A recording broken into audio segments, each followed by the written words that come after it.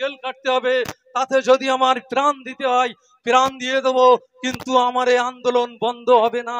তাই বলি বন্ধু, একটু ভাবুন, ভাববার সময় এসেছে।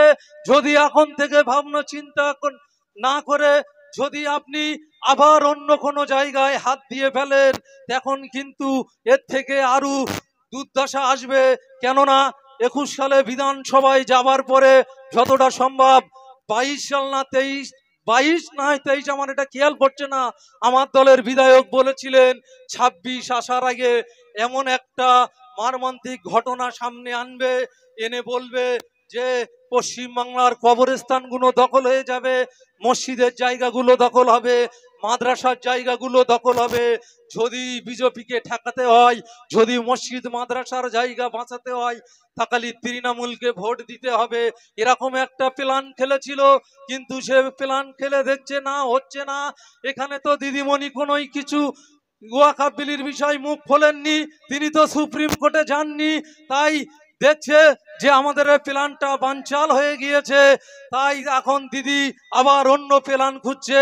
তাই সকল বন্ধুদের, বাংলার আপামর জনগণকে বলবো যে বন্ধু, আপনাকে আমাকে ভাবতে হবে যে আমরা দিদির আর ফোন দিতে, দিদির এই ফাঁদে আর পা দেবো না।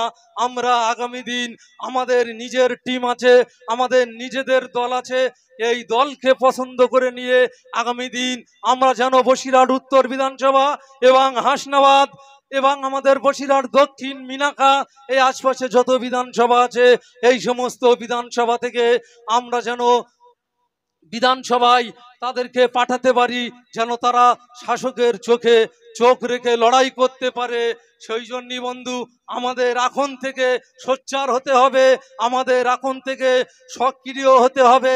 আগামী দিন তৃণমূলের বন্ধুরা, তৃণমূলের গুন্ডা বাহিনীরা যদি ভোট লুট করতে আসে, আমরা ভোট লুট করতে দেব না।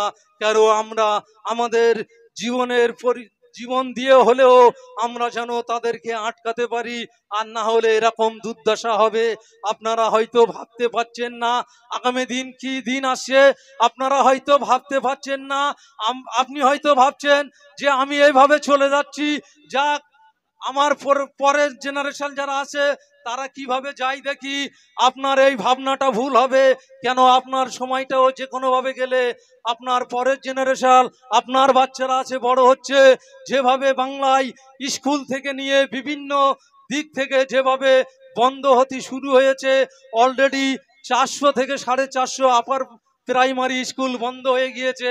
আগামী যে দিন আসছে সেই দিনেতে আপনার বাচ্চাটা স্কুলে পড়াতে গেলে আপনার বাচ্চাটা মিনিমাম 1,500 টাকা মাসে ফি দিয়ে তোমার ইংলিশ মিডিয়াম বলেন আর কেজি স্কুল বলেন সেখানে পড়াতে হবে। তাই আমার দলের চেয়ারম্যান, আমার দলের বিধায়ক বিধানসভায় আওয়াজ তুলেছিলেন এভাবে স্কুল গার্ডগুলো বন্ধ করলে হবে না। কেননা এটা প্ল্যানিং চলছে যে পুঁজিপতিদের বড় করার জন্য। যদি এভাবে স্কুল গার্ড বন্ধ করে দেয় তাহলে আগামী দিন দেখবেন আপনার বাচ্চাটা উচ্চ শিক্ষায় শিক্ষিত হতে পারবে না। আপনার বাচ্চাটা যাতে উচ্চ শিক্ষায় শিক্ষিত হয়ে চাকরির দাবি নিয়ে না দাঁড়াতে পারে, সেই ব্যবস্থা আমাদের মাননীয় আস্তে আস্তে নিয়ে আসছে। তাই আমাদের এখন থেকে সেদিকটাও সোচ্চার হতে হবে। আমাদের সেই বিষয় লড়াই সংগ্রামী করে যেতে হবে। লড়াই সংগ্রামের মাধ্যম দিয়ে আমাদেরকে বুঝিয়ে দিতে হবে। ভাই, দুঃখের বিষয় কি বলবো, আমরা বাংলায় দেখেছিলাম 14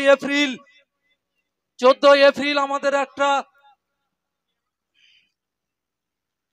14 এপ্রিল যতটা আমার সম্ভব হচ্ছে যে 14 এপ্রিল আমাদের শিয়ালদা থেকে ধর্মতলা বাবা আম্বেদকর পর্যন্ত একটা পদমিছিল ছিল।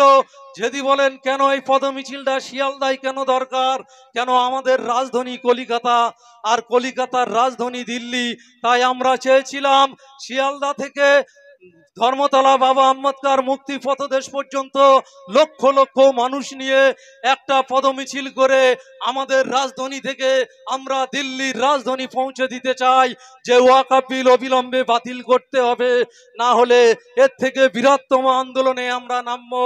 কিন্তু দুঃখের বিষয়, যখন আমাদের এই মিছিল শুরু হবে তার কিছু সময় আগে আমরা নিজেরা দেখলাম, সোশ্যাল মিডিয়ার মাধ্যম দিয়ে দেখলাম যে তোমার যেটা বাসন্তী হাই রোড গিয়েছেন, ওই বাসন্তী হাই রোডে ঘটক পুকুরের কাছাকাছিতে একটা গাড়ি যেতে দিলেন না। আমার ইন্ডিয়ান সেকুলার ফ্রন্টের যে সমস্ত ভাইরা যাচ্ছিলেন কোনো পতাকা ছাড়াই, শুধু ভারতের পতাকা নিয়ে সমস্ত মানুষের ডাক দেওয়া হয়েছিল, কিন্তু মাননীয়া কি করলেন, রাজ্য পুলিশ দিয়ে এবং কিছু ভাঙড়, ক্যানিং, বাসন্তী এই সাইড থেকে কিছু তৃণমূলী সন্ত্রাসকে দিয়ে তাদের লাঠিচার্জ করে আটকেছে। তারপরেও সেই মিছিলে আমরা কিন্তু জয়ী হয়েছি। আমাদের যেভাবে লোকের ভিড় হয়েছিল, রাজ্য পুলিশ দেখে অবাক হয়েছিল। আমাদের কিন্তু বাবা আম্বেদকর মুক্তি পদদেশ পর্যন্ত যেতে দেয়নি, মৌলালির ওখানে একটা মাঠ পর্যন্ত যেতে যেতে দিয়েছিল। কিন্তু কলিকাতার মানুষ দেখলো যে না, সত্যি ওয়াকফ বিলের বিষয় আজকে একটা আন্দোলন ইন্ডিয়ান সেকুলার ফ্রন্ট করেছে।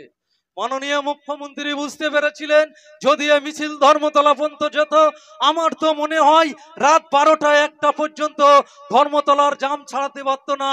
এবং এই মিছিলটা ইতিহাস মিছিল হচ্ছিল, তাই সেখানে তাদের লাঠিচার্জ করে, ভাই দুঃখের বিষয় আমার 1000 ভাই কেস খেয়ে তারপরেও তারা জীবন দিয়ে লড়াই করছে, তারা কেসের পরোয়া করছে না।